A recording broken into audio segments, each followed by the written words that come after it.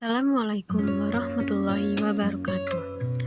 Saya Juwana Marta Putri, jurusan Kehutanan Fakultas Pertanian Universitas Lampung dengan NPM 1954151005. Di sini saya akan mempresentasikan hasil dari analisis potensi ekowisata Heart of Borneo di Taman Nasional Betung Kerihun dan Danau Sentarum Kabupaten Kapuas Hulu yang ditulis oleh Erni Yuniarti, Rinekso Sukmadi, Hadi Susilo Arifin, Bambang Pramudia Nurrahmah dalam jurnal Pengelolaan Sumber Daya Alam dan Lingkungan volume 8 nomor 1 tahun 2018 halaman 44 sampai 54. Pokok bahasanya yaitu 1.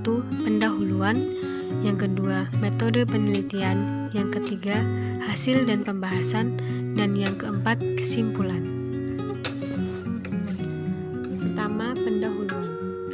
Kawasan hutan Heart of Borneo atau Jantung Borneo adalah salah satu kawasan yang memiliki keanekaragaman hayati terkaya di dunia dan merupakan suatu kawasan di wilayah perbatasan Indonesia-Malaysia di Kalimantan, serta mencakup sebagian wilayah Brunei Darussalam yang telah disepakati bersama antara ketiga negara tersebut untuk dikelola berdasarkan prinsip-prinsip konservasi dan pembangunan berkelanjutan. Kabupaten Kapuas Hulu memiliki dua taman nasional, yaitu Taman Nasional Betung Kerihun (TNBK) dan Taman Nasional Danau Sentarum (TNDS). Berdasarkan Peraturan Presiden Nomor 3 Tahun 2012, ditetapkan sebagai pusat pengembangan ekowisata dan wisata budaya dan sangat potensial untuk dikembangkan sebagai objek ekowisata.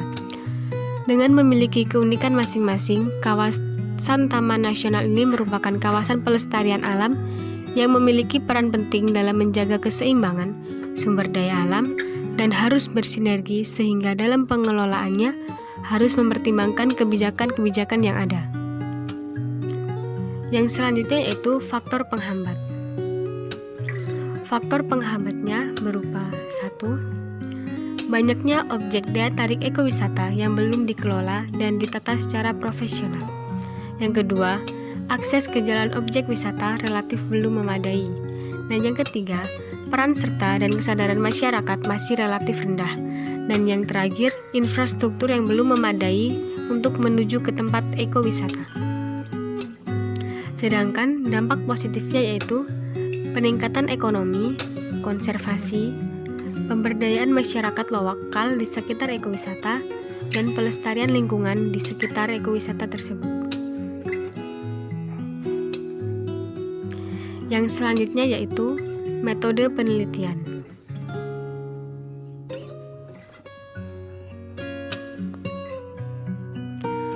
Waktu dan lokasi penelitian.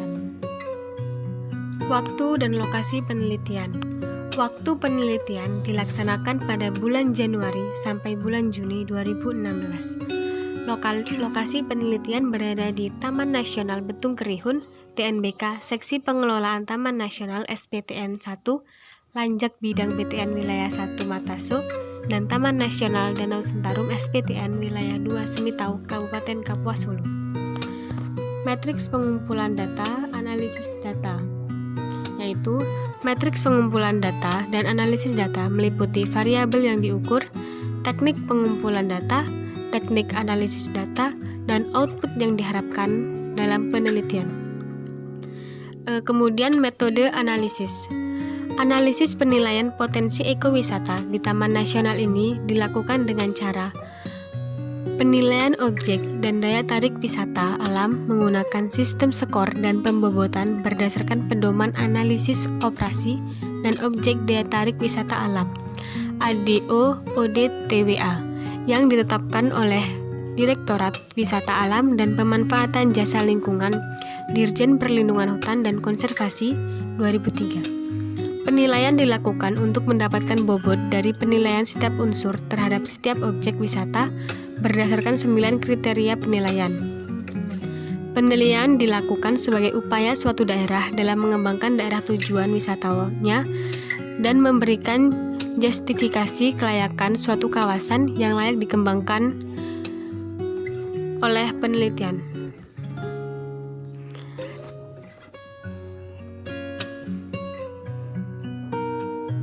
Kemudian ada hasil dan pembahasan. Penilaian objek daya tarik wisata alam. Objek dan daya tarik wisata merupakan potensi yang menjadi pendorong kehadiran wisatawan ke suatu daerah tujuan wisata, di mana TNBK dan TNDS merupakan kawasan konservasi yang memiliki keanekaragaman hayati dan pesona keindahan alam. Potensi atau daya tarik yang khas sangat menentukan tingkat kunjungan pada kawasan tertentu. Selain terkenal dengan keunikannya, kawasan ini juga memiliki sumber daya alam yang menonjol seperti batuan, flora fauna, dan gejala alam yaitu air terjun tebing dan mengandung nilai-nilai yang tinggi.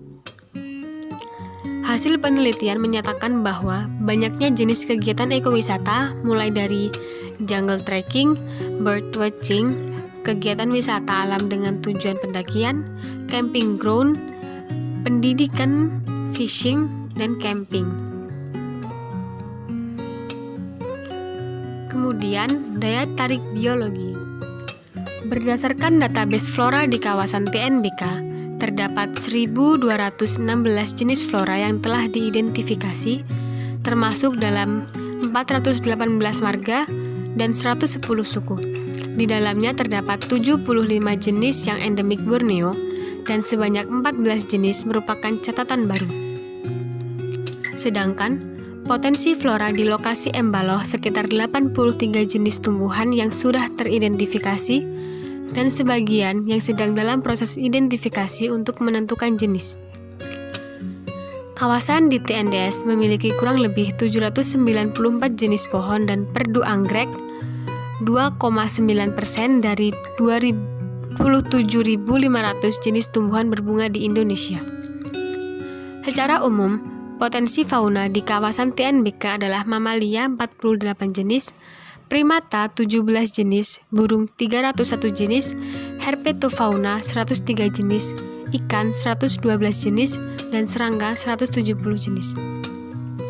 Sedangkan penyebaran satwa di wilayah subdas Embaloh baru bisa diidentifikasi sebanyak 37 jenis burung, 15 jenis mamalia, dan 22 jenis kupu-kupu yang dilakukan oleh pihak TNBK bekerja sama dengan Institut Pertanian Bogor pada tahun 2015.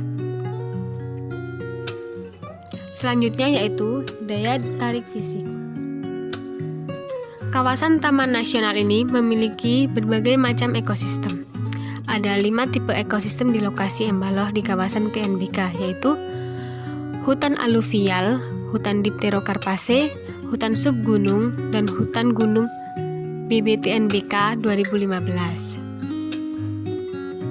Daya tarik fisik ini terdapat kegiatan-kegiatan yang bisa dilakukan oleh wisatawan, yaitu berupa penyusuran sungai dan karangan, pendakian gunung betung, rumah pohon, gua Paljau, dan bukit Tekenang. Sedangkan daya tarik sosial budaya yang bisa dilakukan atau diikuti oleh wisatawan yaitu berupa kearifan lokal penduduk setempat, aktivitas memancing, memanen madu secara tradisional, tata cara ritual adat yang di sana, pengobatan supranatural tradisional, dan kerajinan tangan. Kadar hubungan atau aksesibilitas. Penilaian terhadap aksesibilitas tergolong sedang dengan nilai 400. Namun, untuk aksesibilitas dengan klasifikasi sedang, pengembangan yang dilakukan harus lebih daripada yang klasifikasi baik. Aksesibilitas dari Putus Sibau saat ini kondisi jalan sudah bagus dan beraspal semua. Bahkan, sebagian besar jembatannya sudah permanen. Sedangkan, aksesibilitas untuk masuk ke dalam kawasan harus menggunakan dengan jalur sungai. Selanjutnya yaitu kondisi lingkungan sosial ekonomi. Masyarakat sekitar kawasan Betung Kerihun umumnya adalah suku Dayak yang pekerjaannya sebagai petani lahan kering atau ladang. Masyarakat sebagai salah satu unsur penting dibutuhkan keterlibatannya secara langsung dalam penataan kawasan wisata. Masyarakat akan berperan lebih aktif dalam menyediakan sarana seperti akomodasi, cinderamata, serta sarana lainnya sehingga potensi ekonomi masyarakat akan berkembang. Kemudian, pengelolaan pelayanan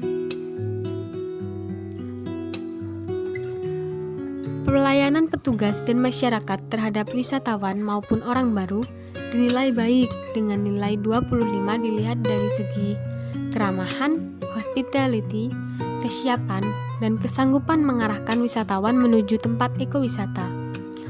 Yang perlu diperhatikan adalah kemampuan berbahasa petugas yang berada di lapangan masih rendah, karena bahasa yang dikuasai terbatas pada bahasa daerah setempat dan bahasa Indonesia. Kemudian, akomodasi.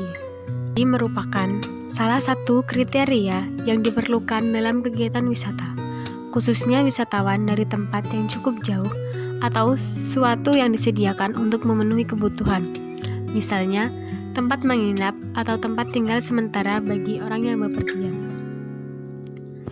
Salah satu alternatif adalah rumah masyarakat dijadikan sebagai tempat menginap, homestay, dengan memberikan keramah tamahan dan pelayanan bagi wisatawan. Beberapa anggota masyarakat telah menyiapkan biliknya untuk dijadikan sebagai homestay bagi tamu yang ingin menginap di Dusun Sadap. Sedangkan di kawasan Bukit Tekenang, wisatawan dapat menginap di Quest House Tekenang yang mempunyai luas bangunan 292 meter persegi dengan bentuk bangunan semi permanen sebanyak 6 kamar. Kemudian, sarana dan prasarana. Sarana angkutan umum dari dan menuju lokasi dirasakan masih kurang baik dari segi kualitas maupun kuantitas. Wisatawan pada umumnya menggunakan kendaraan pribadi ataupun menyewa kendaraan dari travel untuk menuju ke kawasan dikarenakan masih kurangnya angkutan umum. Ketersediaan air bersih. Air bersih bisa diperoleh dari sungai besar ataupun sungai-sungai kecil yang mudah ditemui di sekitar lokasi tapak. Namun, untuk lokasi Gunung Betung dan Gua Pajau berada pada perbukitan yang tinggi sehingga jauh dari sumber air bersih. Selanjutnya yaitu keamanan.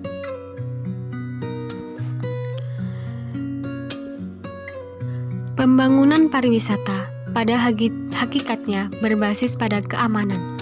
Artinya, selama keamanan tidak terjamin, maka seluruh kreativitas masyarakat di dalam pengembangan potensi wisata alam akan terganggu. Kawasan ekowisata ini cenderung aman dari binatang pengganggu, jarang gangguan keamanan dan ketertiban masyarakat, dan bebas dari kepercayaan yang mengganggu. Kemudian yaitu kesimpulan. Kesimpulan dari penelitian ini yaitu berupa 1. Kriteria penilaian yang dilakukan adalah objek daya tarik wisata, aksesibilitas kondisi lingkungan, masyarakat sosial ekonomi, pengelolaan dan pelayanan, akomodasi, sarana prasarana, ketersediaan air bersih, objek wisata di sekitar kawasan, dan penilaian keamanan kawasan. Yang kedua, berdasarkan kriteria ini, rekapitulasi nilai potensi objek dan atraksi wisata alam di TNBK dan TNDS bahwa kawasan ini layak untuk dikembangkan sebagai destinasi ekowisata dengan indeks nilai potensi kelayakan sebesar 78,20%.